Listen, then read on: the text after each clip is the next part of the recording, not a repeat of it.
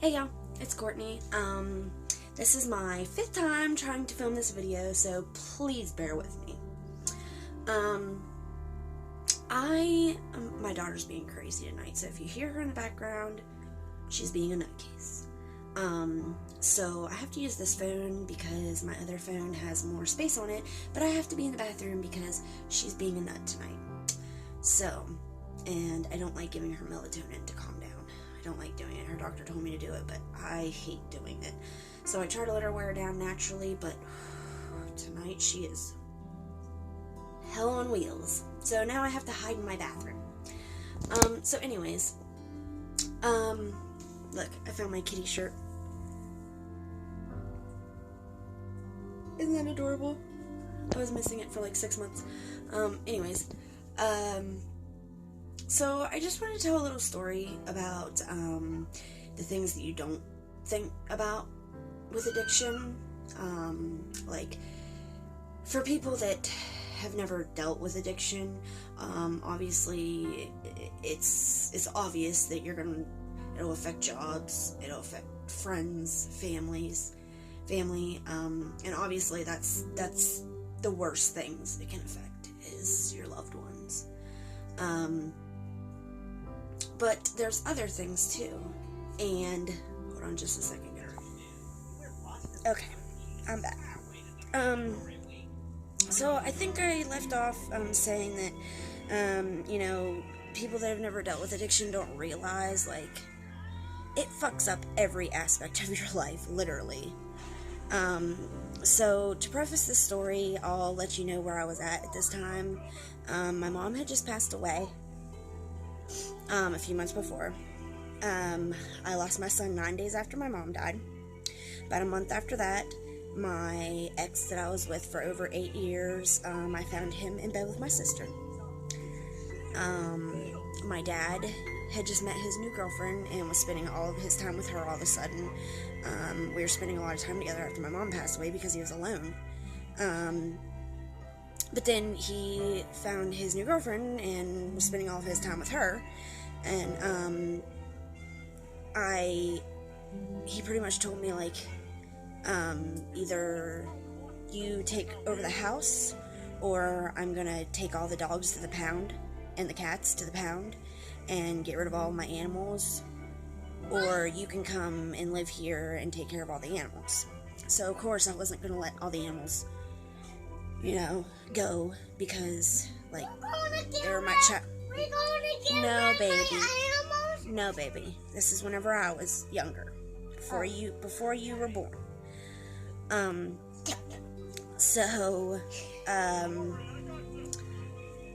was I at?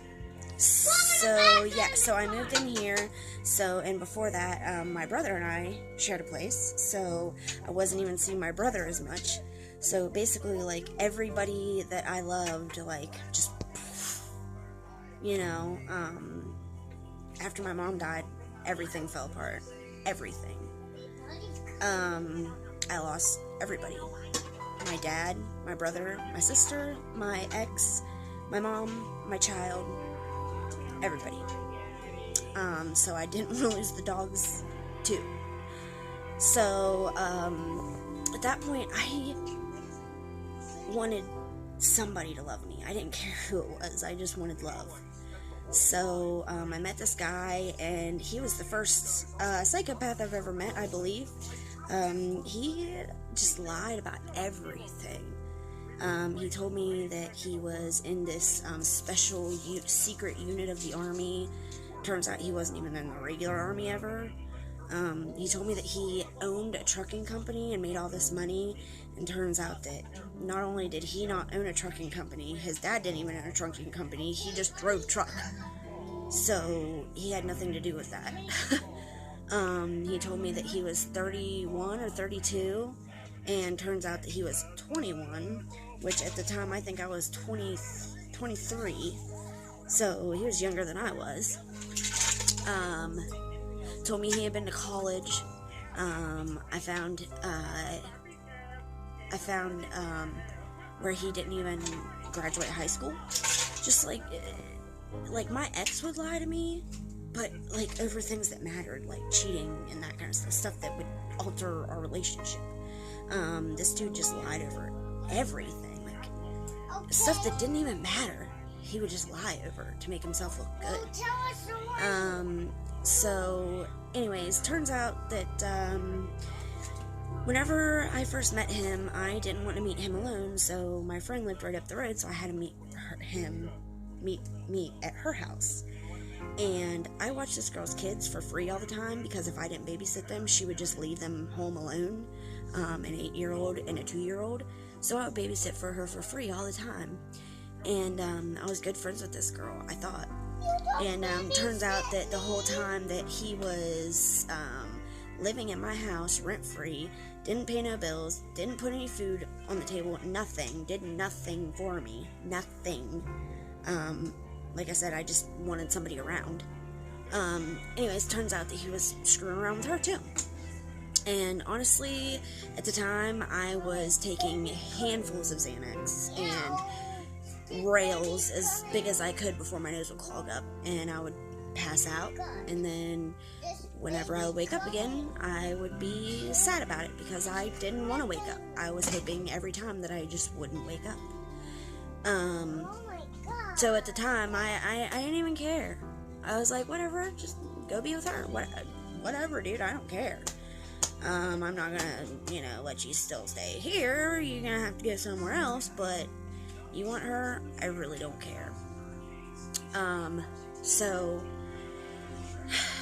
he left for a few days, and then when he came back to get his stuff, and so much stuff happened in between that time. I have story times about that. My best friend from high school, after everything happened, I told him what was going on, and he immediately came over and was, he was really cool about it. He really helped at the time. When I needed somebody, he was there. But he was here with me, and we were both just strung out really bad. Like, bad. Like, I remember him coming into the house to get his stuff. I remember him walking through. I was so messed up that I didn't even get off the couch. I don't think I could. He went back to my bedroom, got all of his stuff, and I watched him walk out, and didn't say anything about it. Didn't go back there while he was packing, nothing, which was really stupid at the time. My dog is snoring like hella loud, by the way, so if you hear something, that's my dog snoring. It sounded like a fart, but it's my dog. So yeah, I didn't even check what he was taking or anything, because I couldn't get off the couch. And so he left, and about 2 weeks later, I decided that I wanted a ring, a particular ring that my mom had left me. You want me to turn it on? Okay. So, like, 2 weeks later, I decide that I want a certain ring because it matched what I was wearing, and I went to get said ring, and I tore my room apart, and both my jewelry boxes were gone. My mom had left me about $10,000 just in gold settings, not including all the diamonds, the emeralds, the rubies, the tanzanite. I mean, my mother was a collector of jewelry. Her and my father were together for 28 years, I believe. They were married for 25, together for 28, almost 30, I know that.